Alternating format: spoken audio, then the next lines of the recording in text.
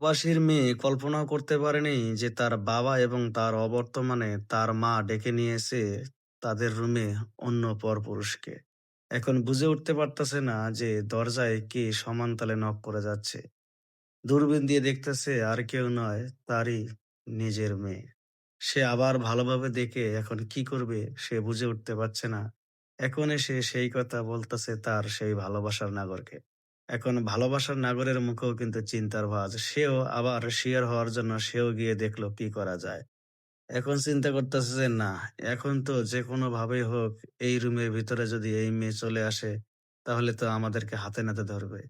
এখন কি করা যায়? ২ জনে বুদ্ধি পরামর্শ করতেছে এবং লুকানোর চেষ্টা করতেছে যে কোন জায়গায় লুকালে এই মেয়ের হাত থেকে বাঁচানো যাবে। কিন্তু এই মেয়ে হচ্ছে নাছোড়বান্দা। হাজারো হলেও সে কিন্তু একজন লেখাপড়া করা শিক্ষিত মেয়ে। সে কিন্তু ভালো করেই জানে যে ঘরের ভিতরে কিছু একটা হচ্ছে।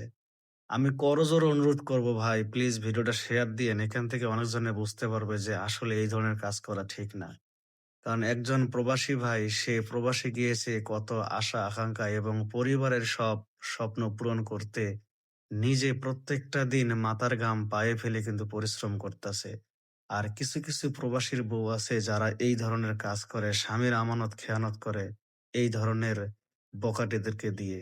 এই ধরনের কাজ কেউ করবেন না আপু, প্লিজ। আপনাদের স্বামীরা কিন্তু আপনাদের জন্য অনেক পরিশ্রম করে। দয়া করে অন্তপক্ষে স্বামীর কথা ভাবুন, সংসারের কথা ভাবুন, এমনকি সন্তানের কথা ভাবুন। তাহলে আর এই ধরনের কাজ আপনাদের মাথায় কখনো আসবে না। আর ওই ধরনের বখাটে কিছু আছে যাদের কাজই হচ্ছে এই ধরনের প্রবাসীর বউ কিংবা এই যে টাইপের যে মা-বোন আছে তাদেরকে প্রেমের জালে ফাঁসানো। কিন্তু একটাবার তারা কল্পনা করে না যে আমরা এই সামান্য একটু প্রেম, ভালোবাসা এই ধরনের কাজে জড়াতে গিয়ে মানুষের কত স্বপ্ন, আকাঙ্ক্ষা এমনকি ভালো, ভালো সংসারগুলো নষ্ট করে দেই। এইদিকে দেখেন সেই স্কুল পড়ুয়া যে মেয়ে সে ঘরের ভিতরে এসে সোফায় বসে কিন্তু সোফায় ঘড়ি, ব্যাস লাইট এইসব দেখে কিন্তু তার সন্দেহ হয়েছে যে অবশ্যই আমাদের ঘরে অন্য কেউ আছে। কারণ আমাদের ঘরে এইসব রাখার মতো কেউ নেই। সে এখন ভালোভাবে খুঁজতেছে এবং সে বেশ ভালো করে বুঝতে পেরেছে যে অবশ্যই মা যখন ফোনে কথা বলে তখন তার সন্দেহ এইজন্য হয়েছিল কারণ মা বাবার সাথে কথা বললে তো আর আমার আড়ালে যাবে না। কারণ আমি যখন ঘরের ভিতরে প্রবেশ করি তখন মা ফোনটা নিয়ে এদিকে ওদিকে যায়। তখনই তার সন্দেহ হয়েছিল, কিন্তু মা তো এইজন্য সন্দেহ করেনি। কিন্তু আজকে সেই মেয়ে সে বুঝতে পেরেছে যে না, আসলে এখানে কোনো একটা সমস্যা আছে। এই ঘরের দিকে যেতে এখন সে তার মাকে বলতেছে, "মা তুমি দাঁড়াও, আমি ঘরের দিকে একটু ঘুরে আসি।" এখন তার মা বুঝতে পেরেছে যে তার নাগরকে ধরে ফেলেছে। মা তখন দৌড় দিয়ে পালিয়ে গিয়েছে। এখন দেখেন সেই স্কুল পড়ুয়া যে মেয়েটা তাকে আমি সেলুট জানাই।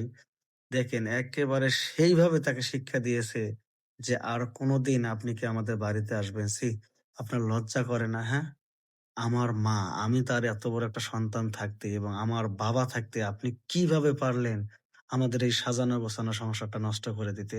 আজকে যদি পাড়া প্রতিবেশী কিংবা আমার বাবা এই খবরটা জানে, তাহলে একটাবার ভেবে দেখেছেন আমার এই মা-বাবার সংসারটা ঠিক থাকবে?" এই কথা বলে কিন্তু সেই বখাটেকে রুম থেকে বের করে দিয়েছে। এই বোনটির জন্য কিন্তু একটু সেলুট হয়ে যেতে পারে এবং কমেন্টস করে জানাবেন বোনটি সত্যিই একটি প্রশংসার দাবিদার এবং প্রশংসার মতো একটি কাজ করেছে। এখন দেখেন তার মাকে এসে বলতেছে, "মা, সীমা, আমি কল্পনা করতে পারিনি যে তুমি আমার মা। বাবা এত পরিশ্রম করছে। এই যে দেখো দামি, দামি শাড়ি পরতেছো, দামি, দামি গহনা। এই যে আমরা বাড়িটা থাকতেছি, সব কিন্তু আমার বাবার পরিশ্রমে। তাই দয়া করে এই ধরনের কাজ করবা না মা। যে কাজে আমার বাবা কষ্ট পায় বা আমরা বাইরে মুখ দেখাতে পারি না, আমাদের লজ্জা হয়। এমন কাজ করো না।" দেখুন তখন তার মা হাত জোড় করে মেয়ের কাছে বলছে, "মা প্লিজ আমাকে মাফ করে দে। তোর বাবাকে ফোন করে বলিস না।